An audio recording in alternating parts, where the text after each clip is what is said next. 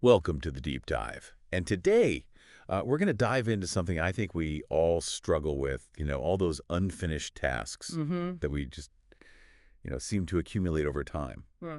We're going to be taking a look at Jan Yager's book, How to Finish Everything You Start, hoping to get some insights into how to, well, finish all those things that we start. Yeah. It's kind of funny, actually.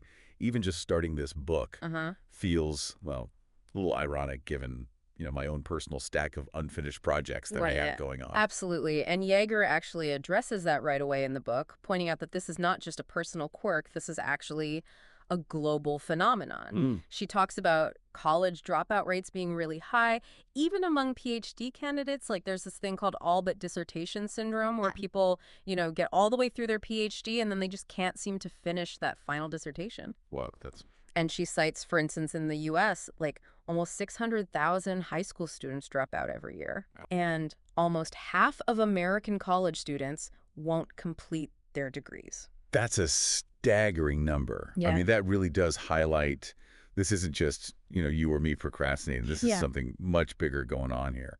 Absolutely, yeah.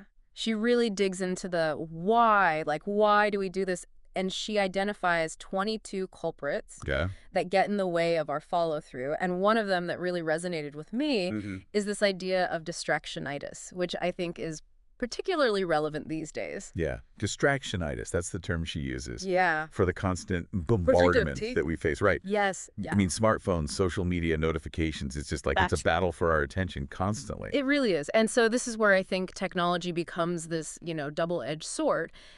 On the one hand, it contributes to all those distractions, Right. but on the other hand, it can also offer some potential solutions. Yeah. Yager talks about using things like to-do list apps, calendar apps, even project management software to kind of help us stay on track and get more organized. Yeah, that's interesting that while it can be, one of the things that kind of leads us down the wrong path, it can also be a tool to help us, get back on the right one. But it's not just about the tools, though. Yager really emphasizes the importance of Yes, self-awareness in all of this. absolutely. Understanding our individual work styles, our energy levels, how we respond to deadlines, all of that is really key. It's about kind of understanding what works for you Yeah.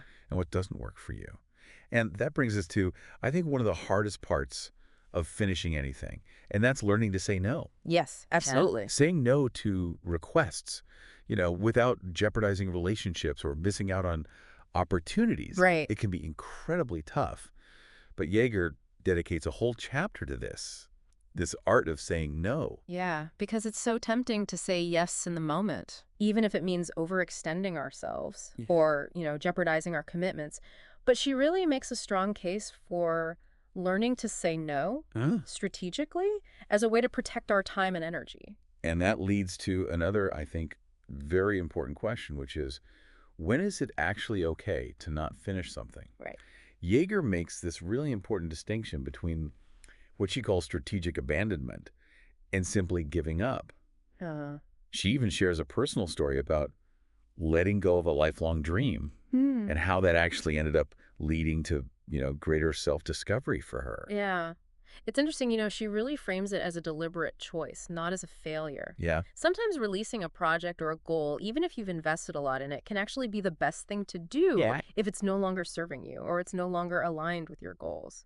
And she really stresses action, throughout the book. She's urging readers to actually take the concepts Yeah. and apply them, in their own lives. Yeah. It's full of exercises and self-assessments. That are designed to kind of help you personalize her strategies. I think that's what makes this, deep dive so interesting, is that it's not just about understanding, the reasons why we have all these unfinished things, but it's also about getting some actual tools to address it. Absolutely. Now, before we move on to, those strategies, I thought it would be helpful to kind of pause here Okay. and do a little recap of what we've learned so far. And we're going to try something a little different this time. We're going to offer you a very concise Okay. 10-point summary. Okay. All right, so here we go. Point number 1. Difficulty finishing tasks affects people from all walks of life. It's a universal challenge, not a personal flaw. Right. Point number 2. Yager identifies 22 common reasons we struggle to complete things, such as fear of failure, Yeah. perfectionism, and of course that distractionitis we were just talking about. Point number 3. Technology can be both a source of distraction and a valuable ally in organizing our tasks and boosting our productivity. That's right. Point number 4. Breaking down large projects into smaller, more manageable steps can reduce overwhelm and make progress feel more attainable. Point number 5. Understanding your personal work style Yes. and energy levels is crucial for effective time management. Point number 6. Learning to say no gracefully is essential to protecting your time and energy so you can focus on your true priorities. Yeah. Point number 7. There are times when it's perfectly acceptable Yes. to strategically abandon a project Right. if it no longer aligns with your goals or priorities. Point number 8. Self-awareness and honesty about your motivations are key to making informed decisions about what to finish and what to let go. Point number 9. Seeking professional help from a therapist or a project manager can be beneficial Absolutely. if your struggles with completion stem from deeper-rooted issues. And finally, point number 10. Remember to celebrate your accomplishments, Yes. no matter how small, and acknowledge the progress you make along the way. I love that. So there you have it. Hopefully that helps to solidify those key takeaways for you. Absolutely. Welcome back to our deep dive into how to finish everything you start. Last time we kind of uncovered some of the reasons why people struggle with completion, and we talked about self-awareness and how important it is. Using technology, making good decisions about what to pursue. Right. We also touched upon setting boundaries and realistic deadlines. And of course, breaking down those big projects into smaller steps to make them more manageable. Yes. Very important. So now let's shift gears a little bit and look at some actual tactics, some practical things we can do to actually achieve those goals. Yager gives us a really helpful mnemonic device, an acronym, to kind of encapsulate her 6 steps for improving our follow-through. I'm intrigued. I like a good acronym. What is it? It's FINISH. Okay, I like it already. So let's break it down. All right. And see what each of those letters stands for. The F is for focus on one priority task. In a world of multitasking and constant distractions, training our minds to concentrate on a single thing at a time is really, really crucial. And that makes me think of that idea that she mentioned earlier about selective attention, like really choosing where we're putting our attention. Yes. And not just letting all the external stimuli dictate where it goes. Exactly. The I in FINISH stands for ignore interruptions or distractions. And this requires a conscious effort, right? Yeah. To create a space where we can actually focus. Right. So that might be silencing notifications, closing unnecessary tabs, even physically relocating to a quieter spot. Right. Creating those boundaries. Yeah, this is a common thread here, right? It's intentionality. Yes, definitely. It's about making deliberate choices about what we focus on and how we protect that focus. Absolutely. So moving on, the N in FINISH stands for now is the time, not later or tomorrow. This goes to the heart of procrastination, right? Oh, yeah. This urge to kind of put things off. Absolutely. And say, oh, I'll do it tomorrow. I'll get to it later. And then tomorrow never comes. Exactly. Just turns into this endless cycle. So Yager really encourages us to embrace the present moment. Okay, the next I stands for initiate and innovate. So you keep going. Okay. It's not just about starting something, but it's about finding ways to keep the momentum going. Yeah, because motivation can kind of come and go. Exactly. And Yager even suggests things like using timers or alarms, setting up little rewards for ourselves when we hit certain milestones. I like that. And again, this goes back to understand your own work style, right? Right. Some people thrive on those external deadlines, and other people need to create that internal accountability for themselves. All right, the S stands for stay the course, however tough it gets. Okay.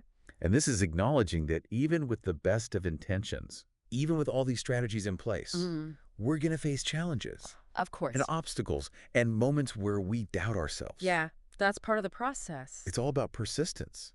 Reminding yourself why you started this in the first place, the value you see in completing it, the satisfaction you'll feel when you reach that goal. That's a good point. Yeah. Sometimes you have to go back to that initial motivation. Exactly. And finally, the H stands for hail finishing by celebrating your accomplishment. Oh, I like that. This is about recognizing and acknowledging our achievements, Yeah. both big and small. Absolutely. It doesn't have to be some big elaborate thing. It could be something simple like taking a break, treating yourself to something you enjoy, sharing your success with somebody. Yeah, just acknowledge it. Exactly. Yeah. Now, in addition to the FINISH acronym, Yager also offers a bunch of other really practical tips. One that I found pretty interesting Okay. is the notion of hidden time. Hidden time. What is that? It's about recognizing those, seemingly insignificant pockets of time that we have throughout the day and repurposing them for productive activities. Okay. So, think about your commute, waiting in line those few minutes before a meeting starts. Right. We often just kind of let those slip away. We dismiss them, right? Yeah. We think, oh, it's just 5 minutes. It's not enough time to do anything. Yeah, and it adds up. But cumulatively, it can actually be a significant amount of time. That's true. It's about being mindful of how we use all those little bits and pieces of our day.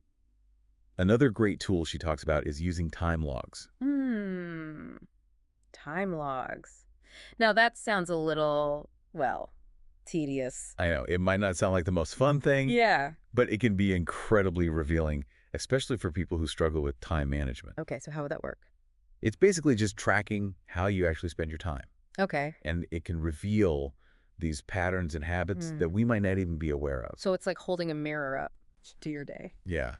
And you might be surprised at how much time you're wasting. Yeah. Or how much time is going towards, unproductive activities. Yeah. And then by analyzing that, Right. you can start to pinpoint areas for improvement, like minimizing distractions, delegating tasks, maybe consolidating similar activities to create, larger blocks of uninterrupted time. That makes sense. Yager also talks about the importance of prioritizing tasks effectively. She mentions things like the urgent important matrix. Right, Stephen Covey's matrix. Yeah, exactly. And the Pareto principle, the 80-20 rule. Yeah. Where, 20% of our efforts often produce 80% of our results. Right, so focus on the high impact things. Exactly. Prioritizing is about making those conscious choices about how we spend our time and energy. Yeah. Making sure that we're investing in activities that actually matter. Now, let's move on to one of the most challenging but potentially transformative aspects of this, and that's delegating. Delegating. Oh, yeah. Yager dedicates a whole chapter to becoming better delegators. Okay. Because trying to do everything ourselves can lead to overwhelm and a bunch of unfinished tasks. It's a recipe for disaster. Exactly. Yeah. Delegation is often seen as giving up control, right?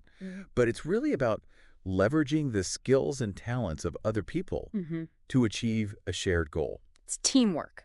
Exactly. And she gives some really great guidelines for delegating effectively. Oh. Emphasizing clear communication, trust, and providing support and feedback to the people you're delegating to.